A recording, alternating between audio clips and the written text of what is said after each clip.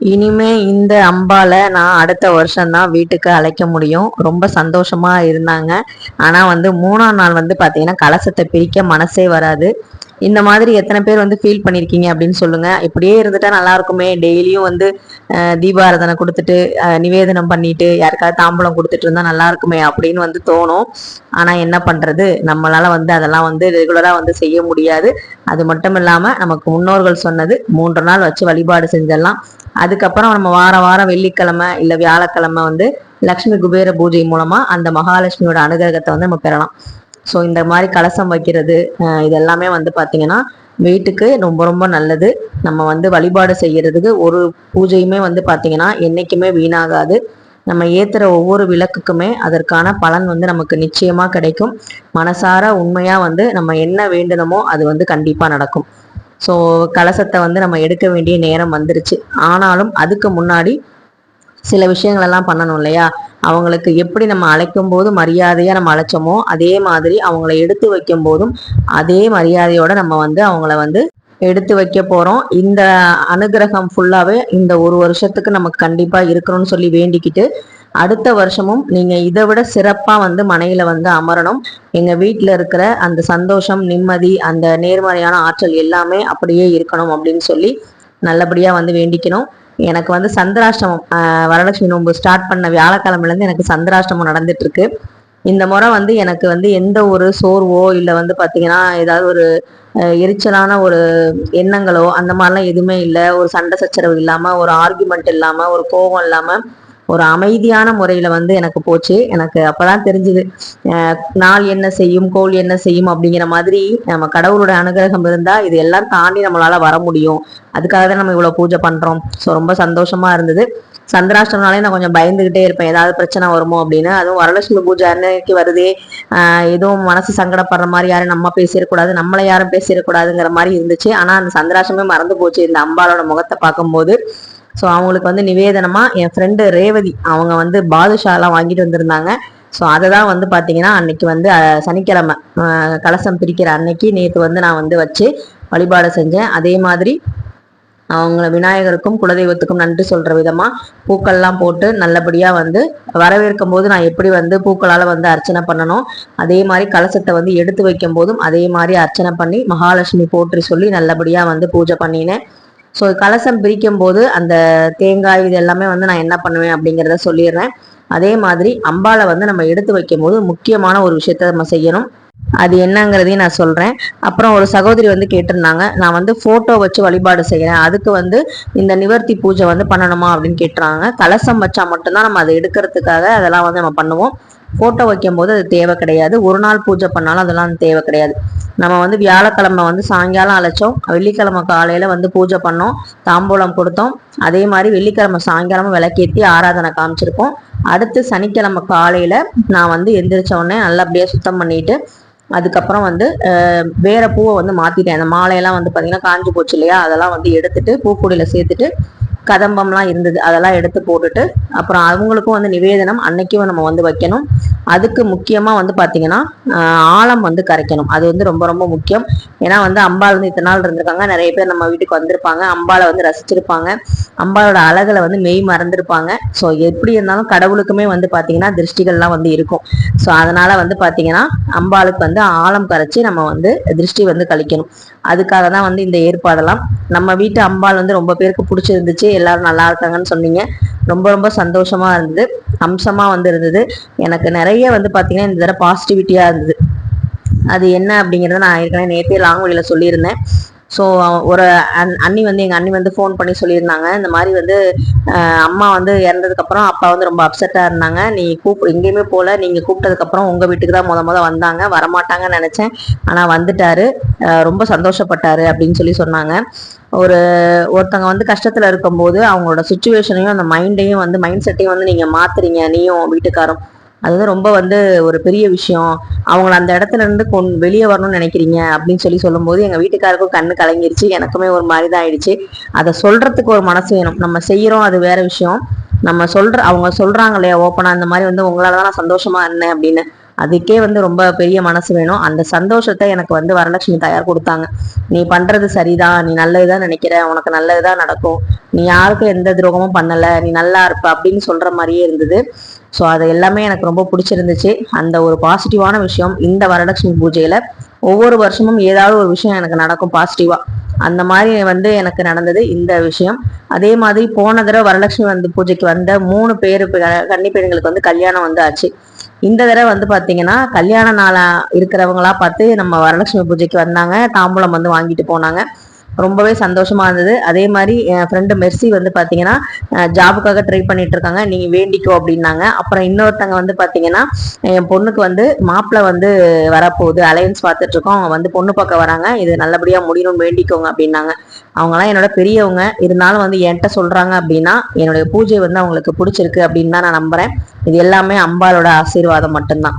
அதுக்கப்புறம் நம்ம பூஜைக்கு எப்படி அம்பாலை வந்து எடுத்து வைக்கிறோமோ அதே மாதிரி பூஜை செஞ்ச பொருட்களையும் எடுத்து வச்சாதான் அடுத்த வருஷத்துக்கு நம்ம வந்து நல்லபடியா வந்து பூஜை பண்ண முடியும். இந்த தடவை நான் பூஜை பொருட்கள் வந்து வாங்கினது ரொம்ப ரொம்ப கம்மி. அம்பாளுக்கு வாங்கின பொருட்களுமே வந்து பாத்தீங்கன்னா பெருசா நான் எதுவுமே வாங்கல. ஆனா சாப்பாட்டுக்கு தான் வந்து நல்ல செலவு பண்ணும். இந்த மாதிரி விஷயத்துக்கு நம்ம செலவு பண்றதுக்கு யோசிக்கிறதே கூடாது, அது தப்பே இல்லை, செலவு பண்ணலாம் தாராளமா.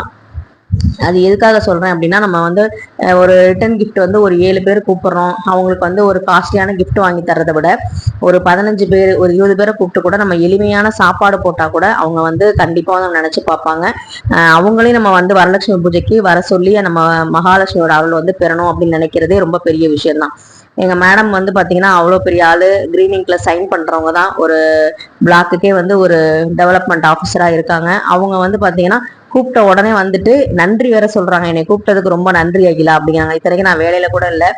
எதுக்காக சொல்றாங்கன்னா என்னால அந்த மாதிரி பூஜை எல்லாம் பண்ண முடியல, ஆனா வந்து நீ பண்றதுனால நான் வந்து கலந்துக்கிறதுல எனக்கு ரொம்ப சந்தோஷமா இருக்கு அப்படின்னாங்க. இந்த மாதிரி வார்த்தைகள் பாசிட்டிவான வாழ்த்துக்கள் வந்து பாத்தீங்கன்னா இந்த தடவை எனக்கு வரலட்சுமி பூஜையில கிடைச்சது. அதுவே வந்து பாத்தீங்கன்னா எனக்கு ரொம்ப சந்தோஷமா இருந்துச்சு. அப்புறம் இன்னொரு அம்மா வந்து பாத்தீங்கன்னா வயசானவங்க, எனக்கு உன்னை ரொம்ப பார்த்தோன்னே பிடிச்சி போச்சு, ரொம்ப பிடிக்கும் எனக்கு உன்னைய அப்படின்னு மகாசக்தி கோவில்ல தான் அவங்க ஃபர்ஸ்ட் எனக்கு பழக்கமே. அவங்க சொல்லும் போது எனக்கு அவ்வளோ சந்தோஷமா இருந்தது.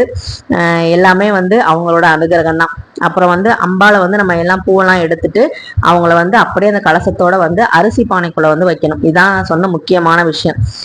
அதாவது நமக்கு அன்னத்துக்கு எந்த குறையும் வரக்கூடாது, செல்வ கடாட்சமோட நம்ம வீடு வந்து இருக்கணும் அப்படின்னு சொல்லிட்டு வேண்டிக்கிட்டு அவங்கள வந்து இந்த அரிசி பானைக்குள்ள வச்சுட்டு கொஞ்ச நேரம் வச்சிருக்கணும். அதுக்கப்புறமா நம்ம வந்து தாம்பூலம் வச்சோம் இல்லையா அம்பாளுக்கு, அதெல்லாம் எடுத்து ஒரு டப்பால நான் எடுத்து வச்சுவேன். அடுத்த வருஷம் வரைக்கும் அவங்களுக்கு அது இருக்கட்டும். ஏன்னா வந்து அவங்களுக்கு எதுவுமே இல்லாம இருக்கக்கூடாது இல்லையா, அது வந்து வச்சுட்டு அதுக்கப்புறம் அடுத்த வருஷம் புதுசு வாங்கும் போது நம்ம இதை வந்து நம்ம எடுத்து வச்சிடலாம். ஸோ அந்த மாதிரி வந்து பாத்தீங்கன்னா நான் எல்லாமே காதோல கருவமணி, அந்த மஞ்சள் குங்குமம் இது எல்லாமே நான் வந்து எடுத்து வச்சுட்டேன். ஸோ இது எல்லாமே நல்லா நீட்டாக பேக் பண்ணி வச்சாதான் அடுத்த இதெல்லாம் போன வருஷம் நான் வாங்கினது, இந்த வருஷம் நான் எதுவுமே நகையெல்லாம் வாங்கலை, நல்லா அப்படியே இருந்தது. ஸோ மாங்கல்யம் இது எல்லாமே நான் வந்து எடுத்து வச்சுட்டேன். ஸோ இது மாதிரி தான் வந்து நான் கலசத்தை வந்து பிரிப்பேன். அரிசி பானையில் வச்சுட்டு அதுக்கப்புறம் 2 கலசத்தையும் நான் வந்து வச்சேன். அவங்கள வச்சுட்டு கொஞ்ச நேரம் கழிச்சு எடுத்துட்டு அதுக்கப்புறம் வந்து அந்த ஒவ்வொன்றா அலங்காரத்தெல்லாம் எடுத்து நான் பத்திரமா வந்து வச்சுட்டேன். ஸோ நம்ம வந்து பூஜை பண்றது பெருசு இல்லை, பூஜை பண்ணி முடிச்சோடனே அந்த பொருளை வந்து நம்ம ப்ராப்பராக எடுத்து வைக்கணும். நம்ம கலசத்துல வந்து தங்கமோ வெள்ளியோ போட்டிருந்தா அதெல்லாம் வந்து மறக்காம நம்ம வந்து எடுத்து பாதுகாப்பாக வச்சிடணும். இந்த காயினை வந்து பாத்தீங்கன்னா நம்ம வந்து கேஷ் பாக்ஸ்ல வந்து எடுத்து வச்சுக்கலாம். அதே மாதிரி வந்து பாத்தீங்கன்னா அம்பாலை வந்து நல்லா நீட்டா கவர் பண்ணி நான் வந்து வச்சுட்டேன். ஏன்னா இதெல்லாம் வந்து நான் 5 வருஷமா நான் வந்து வச்சிருக்கேன். இந்த குட்டி அம்பாலை அப்படியே வந்து இருக்காங்க அப்படின்னா அதுக்கு காரணம் நம்ம அதுக்கான ப்ராப்பரான ஒரு பாதுகாப்பா நம்ம வைக்கிறது தான். ஸோ அந்த மாதிரி வந்து நம்ம மெயின்டைன் பண்ணணும். அது மட்டும் இல்லாம இந்த வரலட்சுமி பூஜையை வந்து ஒரு ஆளால தனியா செய்ய முடியாது. வீட்டுல உள்ள அத்தனை பேருமே வந்து ஒத்துழைப்போட இருக்கணும். என் கணவர் வந்து நான் ஆரம்பிக்கும் போதே இதெல்லாம் எதுக்கு தேவையில்லாத வேலை, இதெல்லாம் எதுக்கு நீ பண்ற, எங்க வீட்லயும் பழக்கம் இல்லை, உங்க வீட்லயும் பழக்கம் இல்லை, எதுக்கு செய்யற அப்படின்னு நினைச்சிருந்தாங்க அப்படின்னா இந்த ஒரு விஷயம் இத்தனை வருஷமா வந்து நான் செய்ய முடியாது. அது மட்டும் இல்லாம இத்தனை பேருக்கு எங்களால வந்து அந்த தாம்பூலம் கொடுத்துருக்க முடியாது, அந்த பாக்கியம் கிடைச்சிருக்காது. ஸோ அதனால வீட்டுல உள்ளவங்க ஒரு விஷயம் ஒரு பெண் வந்து ஆசைப்படுறாங்க, ஒரு பூஜை செய்யணும்னு ஆசைப்படுறாங்க அப்படின்னா அந்த வீட்டுல எந்த ஒரு தடங்களும் சொல்லாம நம்ம செஞ்சாலே போதும், அந்த பூஜை வந்து தொடர்ந்து நடந்துகிட்டே இருக்கும், நல்லபடியா வந்து செய்வாங்க. ஸோ அதுதான் வந்து பாத்தீங்கன்னா எனக்கு வந்து ஒரு கிஃப்ட், கடவுள் கொடுத்த கிஃப்ட் அப்படின்னு சொல்லுவேன். இந்த ஒரு வாசகத்தை வந்து என்னைய பாக்குற என் ஃப்ரெண்ட்ஸ் வந்து சொல்லாம இருக்கவே மாட்டாங்க. அதை மெர்சி வந்து அடிக்கடி சொல்லும். இப்ப நேத்த வந்தப்போயும் அதை தான் சொன்னுச்சு, அப்ப பார்த்த அகிலாவா இது, கடவுளே இல்லைன்னு சொன்ன அகிலாவா இது அப்படின்னு சொல்லி சொன்னுச்சு. எனக்கு வந்து சிரிப்பு தான் வரும். அப்ப நான் அவ்வளோ பேசினேன், ஆனா வந்து இப்ப எல்லாமே கடவுள் தான் அப்படிங்கிற மாதிரி எனக்கு மாறிடுச்சு. அதாவது அதுக்குன்னு ஒரு காலகட்டம் வரும். ஒரு சகோதரி கூட நம்ம வீட்டுக்கு வரும்போது சொல்லியிருந்தாங்க, எங்க அம்மாட்ட பேசிட்டு இருந்தாங்க, எப்படி இவங்க இவ்வளவு சாமி கும்பிடுறாங்க அப்படின்னு சொல்லி கேட்கும்போது, முதல் சாமியே இல்லைன்னுச்சுப்பா, நாகமணி கோயிலுக்கு போவோம் தான் அதுக்கு சாமி நம்பிக்கையே வந்துச்சு அப்படின்னு சொல்லி சொன்னாங்க. அதுக்குன்னு ஒரு நேரம் காலம் வரும், அந்த நேரம் வரும்போது தான் எல்லாமே நமக்கு கூடி வரும். அந்த மாதிரி நேரம் வரும்போது தான் நம்மளால வந்து இந்த மாதிரி பூஜையே பண்ண முடியும். அதனால வந்து நம்மளால இப்ப பண்ண முடியலன்னு நீங்க வருத்தப்பட்டீங்கன்னா, நமக்கான நேரம் வர வரைக்கும் காத்திருப்போம், வரும்போது சிறப்பா வந்து பண்ணுவோம். ஏன்னா வந்து சின்ன வயசுல நான் அப்படிதான் இருந்தேன். சாமி கும்பிட மாட்டேன், விளக்கு ஏத்த மாட்டேன், தீபாராதனை எதிர்க்க மாட்டேன், கோவிலுக்கு போக மாட்டேன், விபூதி யாராவது கொடுத்தா வாங்க மாட்டேன், அந்த மாதிரிலாம் இருந்த ஒரு ஆளு இப்ப யாராவது தாம்பூலம் கொடுத்தா ஓடி போய் வாங்குறேன். அதுவும் நானா கேட்டு போய் வாங்குறேன்னா அது எவ்வளவு பெரிய மாற்றம்னு பாத்துக்கோங்க. ஸோ எல்லாத்தையுமே வந்து பார்த்தீங்கன்னா வரலட்சுமி அந்த பூஜை பேக்குன்னே அது பேர் வச்சுட்டேன். அதில் வந்து அழகாக நீட்டாக வந்து பேக் பண்ணி வச்சாச்சு. ரொம்பவே சந்தோஷமா இருந்தது. இந்த மாதிரி வந்து நம்ம பொருட்களை வந்து சேவ் பண்ணி வச்சுக்கிறது ரொம்ப நல்லது. நான் போன வருஷம் வச்சிருந்த பேப்பர் கப்புமே அந்த கவர் எல்லாமே வந்து பார்த்தீங்கன்னா இருந்தனால தான் எனக்கு அந்த அந்த செலவுலாம் மிச்சமாயிடுச்சு. அதுக்கப்புறம் வந்து யோகி வந்து பேரண்ட்ஸ் மீட்டிங்க்கு அவங்க அப்பாவும் யோகியும் தான் போயிருந்தாங்க. போயிட்டு வந்ததுக்குள்ள நான் எல்லாம் பேக் பண்ணி வச்சிருந்தேன். அப்புறம் மேலே சாமி ரூம் மேலேயே இருக்கிற அந்த பரணி மேலே வந்து ஏற்றி வச்சாச்சு. கலச தண்ணீர் வந்து ரொம்ப வாசனையா இருந்தது, ரொம்ப நறுமணமா இருந்தது. கலசப்பொடி சேர்க்கவும் அதை வந்து வீடு ஃபுல்லா வந்து வாசல்ல இருந்து தெளிச்சுட்டு வந்தேன். இந்த மாதிரி தெளிக்கிறதுனால நம்ம வீட்டில் இருக்க திருஷ்டிகள் எல்லாமே அகலும், நெகட்டிவ் எனர்ஜி எல்லாமே வந்து வெளியே போயிடும். அப்படிங்கறனால இது ஃபுல்லாவே வந்து தெளிச்சுட்டேன். ஃபுல்லா காம்பவுண்ட் ஃபுல்லா தெளிப்பேன். அதே மாதிரி கொஞ்சம் வச்சிருக்கேன், அப்பப்போ வீடு துடைக்கும் போது தெளிச்சு விட்டுக்கலாம் அப்படின்னு. அதே மாதிரி நாங்கள் தொழில் செய்யற இடத்துலையும் வந்து பாத்தீங்கன்னா எங்க வீட்டுக்கார்ட்ட கொஞ்சம் கொடுத்து விட்டேன், வந்து தெளிச்சு விடுங்க அப்படின்னு சொல்லிட்டு. ஃபுல்லா வீடு ஃபுல்லா ஒரு நறுமணமா இருந்தது. நேற்று வந்து பாத்தீங்கன்னா அப்படி இருந்த வீடு இன்னைக்கு வந்து இவ்வளோ வந்து இதா இருக்கு. இப்ப அப்படியே வந்து ஒரு இதா இந்த மாதிரி இருந்துச்சு. ரொம்ப கலகலன்னு ஒரு ஃபங்க்ஷன் நடந்தா வீடு கலகலன்னு இருந்தா எல்லாம் சொந்தக்காரங்களாம் போயிட்டா எப்படி இருக்கும், வீடு வெறிச்சோன்னு இருக்கும்ல, அந்த மாதிரிதான் இருந்தது. அம்பாள் எடுத்து வச்ச உடனே ஸோ பூஜை ரூம் போகும்போதெல்லாம் அம்பாள் வந்து உட்கார்ந்த நினப்பு தான் வந்துருந்துச்சு.